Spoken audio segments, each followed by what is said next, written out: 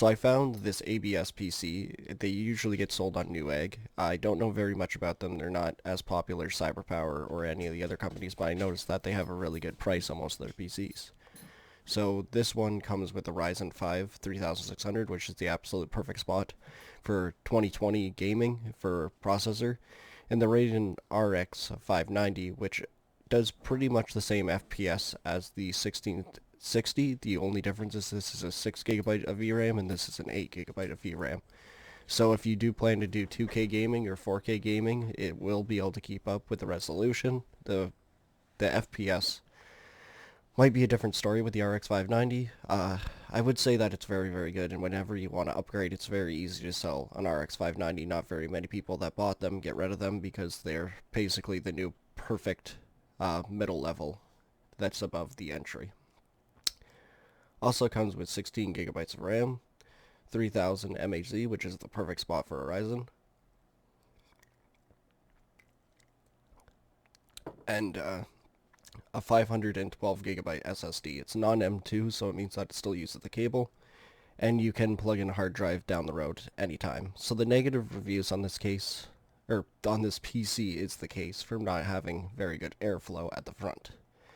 As you can see, it's a giant sheet of plastic with not very many holes in it, or any. There's slits underneath, and the sides look like it's pretty cramped, so that's a little bit of a downfall. But other than that, it looks pretty good. I can't tell what power supply, but by the looks of the motherboard, it is an ASRock. You can tell by that blue part right there. And then it has the red fans at the front and a white one at the back for whatever reason, and the stock cooler. There's nothing wrong with the AMD stock cooler. I just don't like to personally see it, because the new one for the the Ryzen 5 3600 is basically the same one that came with my Ryzen 3 1200. The previous 5th gens came with a much bigger cooler, and it actually kept it much, much cooler. It's a weird play on words. But generally, this PC looks pretty solid for $800, so I did a little crate thing, so I threw this together. I didn't like any of these fans. I was trying to look for a decent RGB set, but you're better off just to order from Amazon. Just see if I can get back to my list. Go back, and back, and back. Here we go. So this component issue is because it's a 450 motherboard, which I'm hoping, because there's two ASRoCs that look the same. There's a B320 or the B450M, and the B450M is much, much better, and it's only $5 more, so we're going to just hope that this PC comes with that. So it has the Ryzen 5 3600 stock cooler, has 2x8. Oh, this is 2600 memory. Ooh, we better fix that. Can't have that. I swear, it said 3000. Alright, so let's just flop over to memory. Find a 16 gigabyte for a decent price. 2x8. I'm pretty sure this is actually the same one they're using. So yeah, we're going to add this to the cart.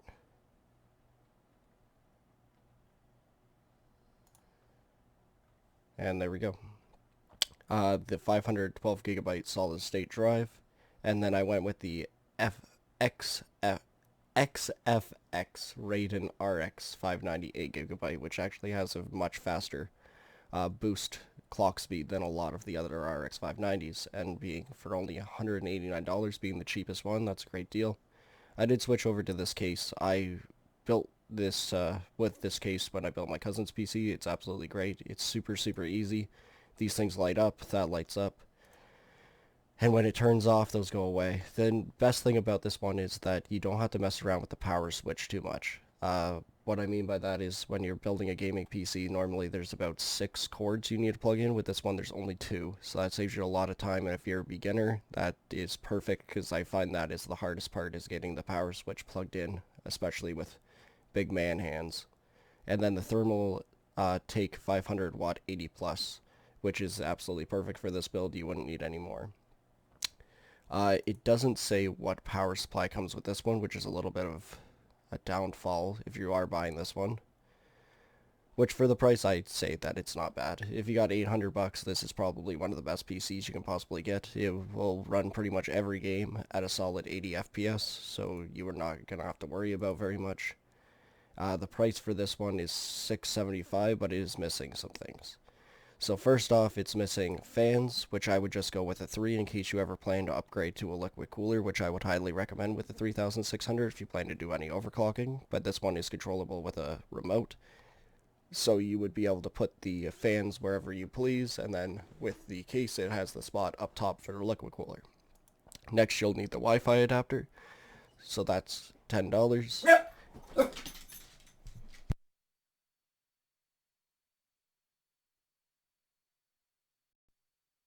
Next you're going to need Windows 10. So adding these things together, let's just do the math with the calculator. Pull this up. The starting price is $675, so $676. $676 plus.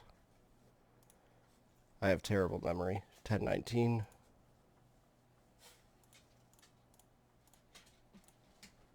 plus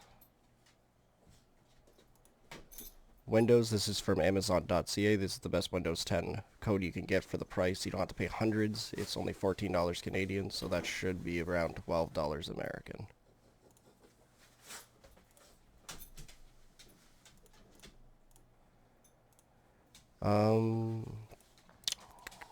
And then the Wi-Fi I already got that, and you are going to need a keyboard and mouse, so we could just ballpark that at being. You're probably going to want to get something at least a little bit fancy, so we'll say 50 bucks.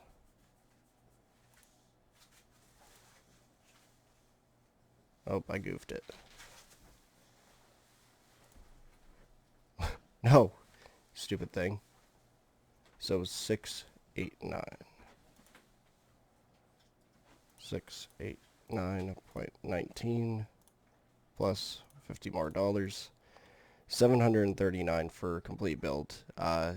With a keyboard and mouse you probably would more prefer, or buy it pre-built where it comes with a little bit easier warranty where everything's warrantied under each other rather than having to deal with it on your own. So $800 for a pre-built or $739 to build yourself, and choose a couple different parts.